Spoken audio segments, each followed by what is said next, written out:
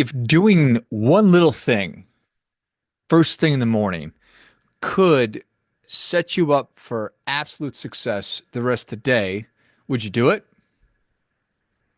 Would you do it? I'm, we human beings, we are so good, we are so adept at intellectually understanding something and then not doing it or doing something completely contrary to that thing that we know is to our benefit.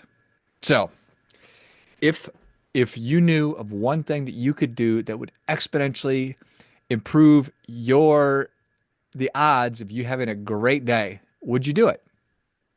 Well, I'm going to tell you what one of those or what that thing is. You want to think about it like a hack or a secret or whatever. When I tell you, it's going to be really obvious and it's going to sound really easy, but it's one of those things that sounds easy but does hard. So, what is that thing? And before I get into this any further, how do you start your day? What do you do? What's the first thing you do when you wake up in the morning? I'm really curious beyond something that's inappropriate. And even then, I'd still be curious to hear it. But what do you do? I bet most of us, this is myself included, roll over, check our phone. We grab our stupid weapon of mass destruction and start looking through it. And what are we doing when we do that? What are we doing? It's like a Forrest Gump, life's like a box of chocolates. You never know what you're going to get kind of a thing. Because you never know what that dopamine dispenser is going to be sending your way. Could you be getting an awful email that's going to totally blow up your day, certainly blow up your morning? Could you read about a horrible accident or train wreck or airplane crash somewhere in the world and just start your day off on the wrong foot? What are the odds of you receiving really good, beneficial information from that first interaction with your phone? I'm going to say pretty low. Here's the thing. Here's the thing is that, and I'm not awesome at this, but I am working to get better at it, which is the whole purpose of the show here is to get better so you can live how you want. So how do I learn? How do I improve myself? How do I get closer to the life that I want? How do I get closer to my highest and best self? How do I be as good a steward of my most valuable resources as I possibly can be in service of those things that really matter most to me? That's what this is all about. So I'm not telling you that I'm a pro at this by any stretch of the imagination. I am constantly either through the benefit I have of having conversations with so many interesting people through the podcast on a consistent basis, or just things I'm interested in, things I'm wanting to get better at. I come upon or across different ideas, and then I want to learn more about them, and then I want to share them.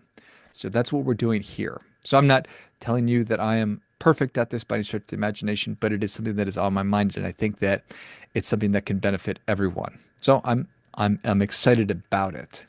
It's this idea that if I knew that if I were able to execute on this list of things consistently every day for 10, 20 years, would I get the life that I wanted? And I think that the answer to that question is definitively yes. If I was able to run a mile 5 days a week, so run 5 miles a week, and I did that consistently, 3 years from today, would I wake up and be a really healthy person? Probably. Reading 10 pages, whatever it is. So figuring out how to create systems and processes, habits and routines around the things that are in service of what I truly want. That's the key. That's the linchpin to all of this stuff. I'm fond of talking about our most valuable resources of time, attention, energy, and money, and how we need to really guard those MVRs and be really good stewards. Because if we're not paying close attention to how we're allocating those, there are lots of people out there who happily will make those decisions on our behalf. And there's lots of things and people and algorithms and this, that, and the other thing who are constantly trying to extract those resources from us. And they follow us around mostly by our weapons of mass destruction, our dopamine dispenser, our phones, our stupid phones, smartphones. See what I did there? I negatively, I insulted my phone. Anyway, so I've been thinking a lot about how important it is to audit our time. It's important to audit what it is that we're eating. It's important to audit how we're exercising. It's also really important to audit our feelings, how it is we're feeling. And it's also really important to audit our thinking. And this stuff is fascinating. It's fascinating that most of the thoughts that we have are recurring. So we're thinking about the same stuff over and over again. The vast majority of our thoughts are also negative. The vast majority of our thoughts are also about other people. And the trick to all of this is recognizing and becoming aware of what our habits of thought are. And if they are serving us and getting us to what we want, then that's great. Do more of it. But the whole idea is that no, I'm not necessarily in the habit of which sounds kind of dumb, good thinking. So I need to work at this. I need to improve my thinking. How interesting. How basic. How really hard to think about. Maybe I'm just not doing a very good job thinking. Maybe I'm not really utilizing my brain as optimally as I ought to be. And if we're being honest with ourselves, that shows up in every aspect of our lives. And there's always room for improvement. And I'm not striving for perfect. I'm not interested in being 1,000% perfect or 100% perfect. But what I am interested in doing is getting better.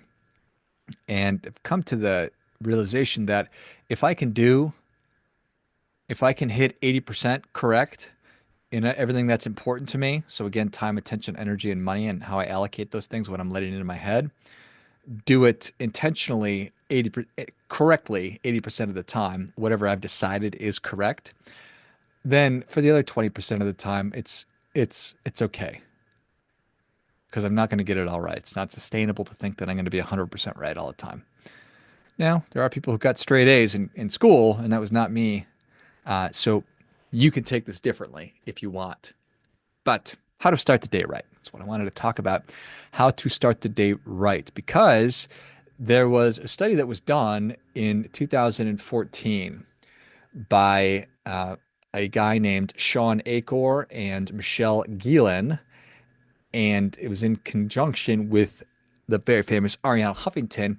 And they discovered that just 3 minutes, consuming 3 minutes of negative information or news in the morning had a significant likelihood of carrying forward 6 to 8 hours later. So you waking up, you scrolling through, consuming some negative stuff first thing in the morning at 6 a.m. or whatever time you get up is going to have a residually negative impact on your state of mind, your thinking, your outlook 8 hours later. So it worked out to be that 27% of the people that they studied who engaged in this had that experience. So about a third. So on the other hand, they did a control group and they said, okay, what if we had people that did the opposite, that they consumed more positive or solution focused information for 3 minutes first thing in the morning? How would that work out? And the answer is that it worked out better, that the people who consumed the positive stuff had a more positive outlook later in the day. And the term for what this is called cognitive priming. So you probably heard the term, got to prime the pump. So you have to get the pump ready to perform. Well, that's what we're doing with our brains is we are getting our brain ready to perform in whatever form or fashion we want our brain to perform throughout the course of the day. Why would I want to? Why in the world would I want to have a negative outlook 8 hours from now? I can't think of why. I can't think of why. So, more often than not, I would really prefer to be in a good mood. I'd really prefer to be positive, upbeat, and energetic. And that's true of being with my family. It's true of my professional life. It's true of being with my buddies. It's true of being at the gym or competing or whatever it is that I'm doing, or for podcasting or speaking.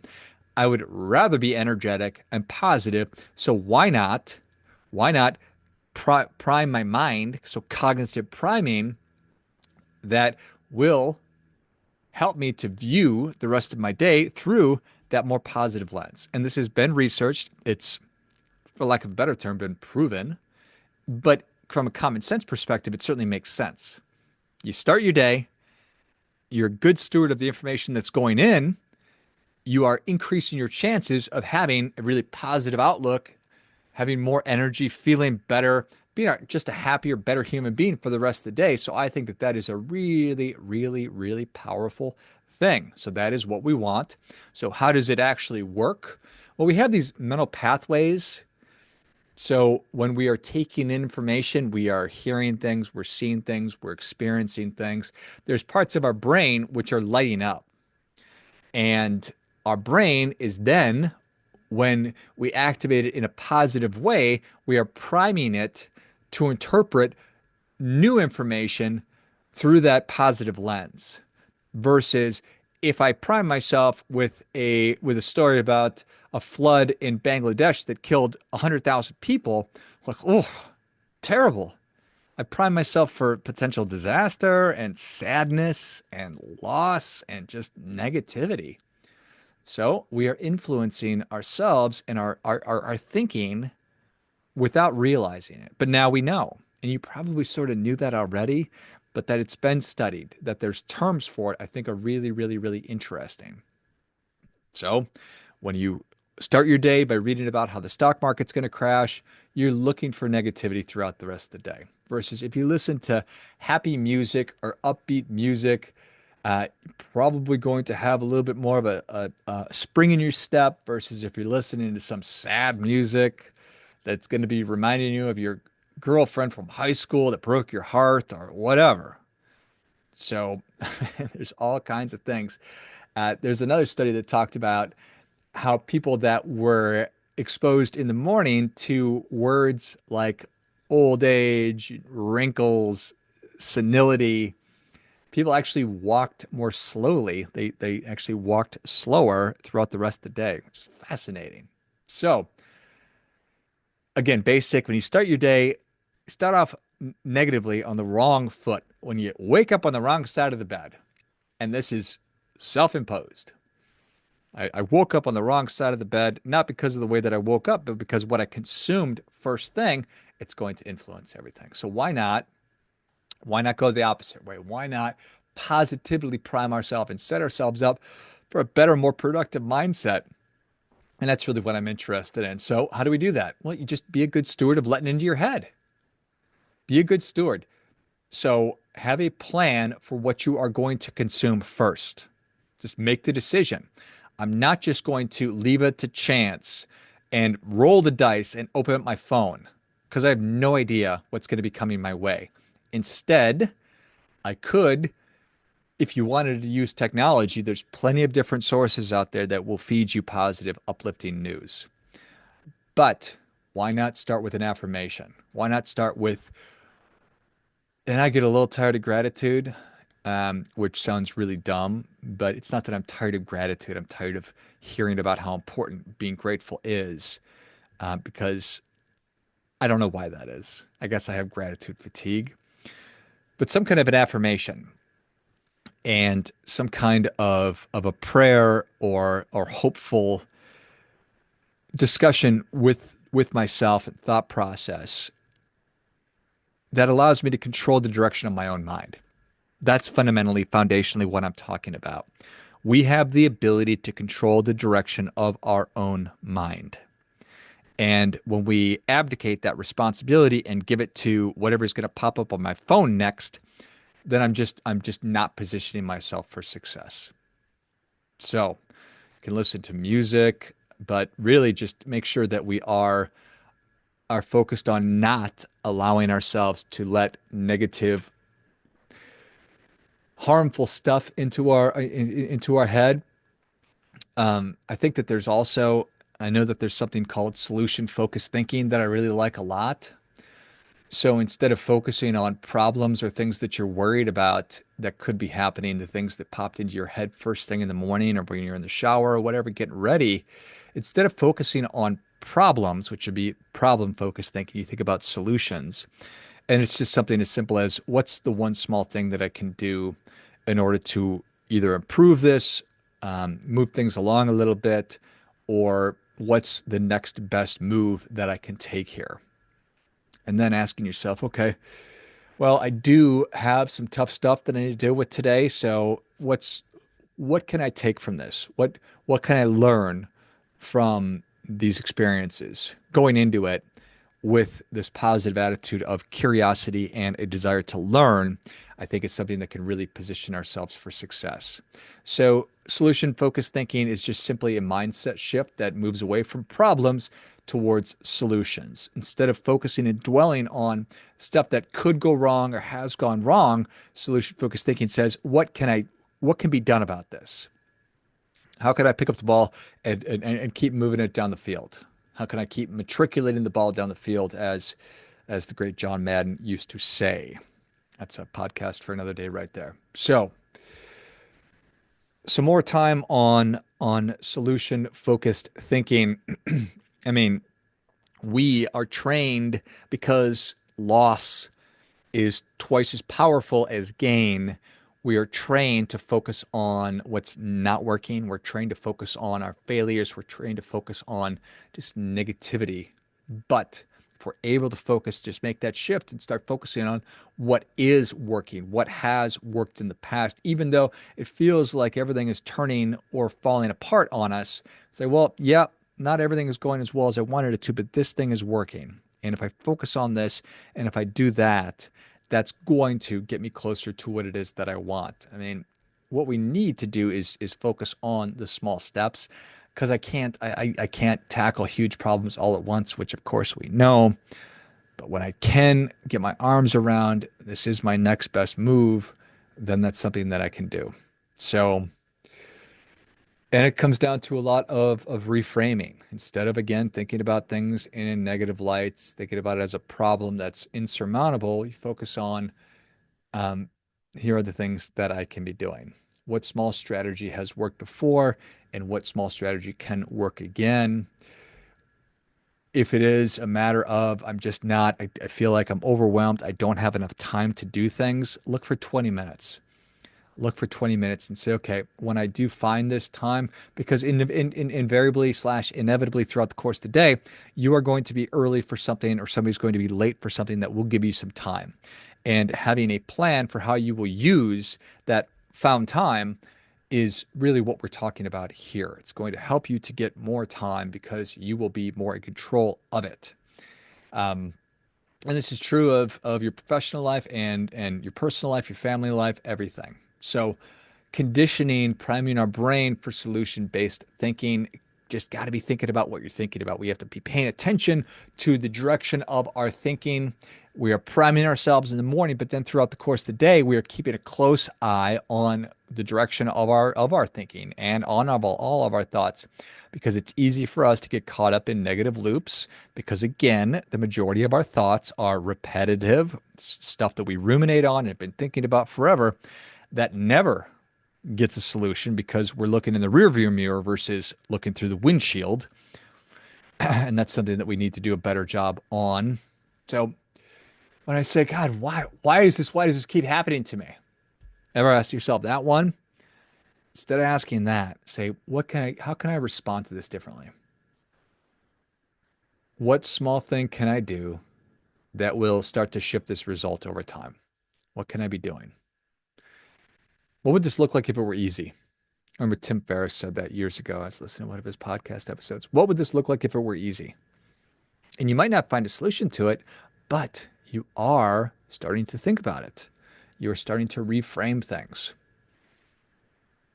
What would this look like if it were easy? And this is solution focused thinking versus problem focused thinking versus crappy stuff focused thinking that we are all unfortunately in the habit of thinking and doing. Have to be good stewards of our most valuable resources and figuring out and developing a strategy for how you are going to start your day has been proven to have a huge impact. If you open up your phone first thing in the morning and you consume something negative, it potentially, for 30% of the people that this happens to, so a third of us, 8 hours later, you're still going to be thinking about it. So I don't want to do that. Can't imagine you do. So what's your plan? And that's what I want you to figure out. So much of this, so much of success in life is creating positive habits and routines. So your habit is I wake up at 6 a.m. And your routine is I roll over and pick up my phone and start staring at it. That's a crappy routine. Nope, no longer. Now it's going to be I turn off the alarm, I go and I do X, Y, and Z. Once I've done those things and X, Y, and Z, I advocate that they are positive things. I do some affirmations. I do a quick prayer or meditation. I get up and go for a walk around the block, clear my head, prime my brain for positivity throughout the course of the day. And then you just catch yourself. So figure out what you want your habits and routines to be. And I talk about that as that becomes a success ritual then. Habit plus a great routine equals a success ritual. And when you have more success rituals, I believe that that translates into sustainable success. And that's what we want. I want you to be setting yourself up today for the life that you want a year from now, 5 years from now, 10 years from now, 20 years from now. The more intentional we can be about this stuff, the better off that we're going to be. Otherwise, we're sort of flying by the seat of our pants. And we're at the mercy of whatever happens to come through my phone in the morning. And why would I want the tail to wag the dog? I don't. I want to be in charge of all of this. And better thinking is possible. You get feelings, you get emotions, great. Feel them, but then process it through the lens of solution-focused thinking versus problem-focused thinking. And that's what it's all about. Be a good steward of your most valuable resources. Again, time, attention, energy, and money. Be careful who you're giving them to. Be careful what you're allowing into your own head, particularly early in the morning. And figure out what your success rituals are or can be that are going to get you to where it is that you want to go. I know that you can do it. As always, do your part by doing your best.